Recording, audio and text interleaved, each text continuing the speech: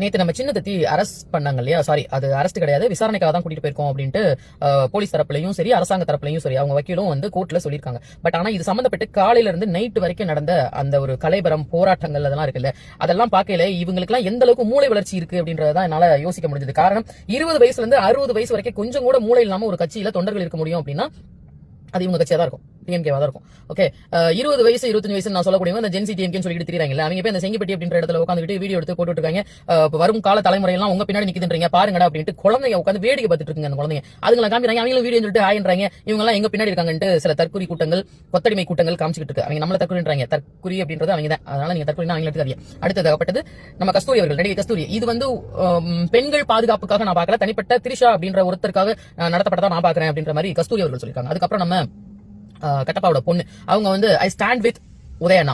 Okay, வந்து அவர் பேசுனது 200% சரி, 200% சரி. அவர் பேசுனது நாங்க வந்து அவர் பக்கம் தான் நிப்போம் அப்படின்னு. இந்த அம்மா எப்படி டாக்டருக்கு படிச்சதுன்னு எனக்கு தெரியல, நியூட்ரிஷன் தான் நினைக்கிறேன், வேற டாக்டர் கூட கிடையாது. நீ எப்படிமா படிச்ச, எனக்கு ஒன்னும் புரியல. ஓகே, இவங்களெல்லாம் மிஞ்சினவங்க நம்ம டிஎம்கே இருக்கக்கூடிய RS பாரதி.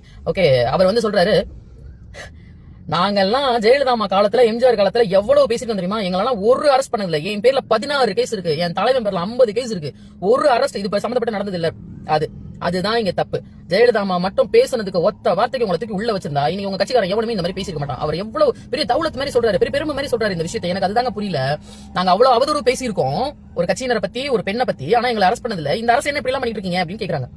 ஓகே, சோ ரெண்டாவது அவங்க சொல்றது கட் காப்பி பேஸ்ட் பண்ணிட்டாங்க அப்படின்ற மாதிரி சின்ன தத்தி சொல்றாரு.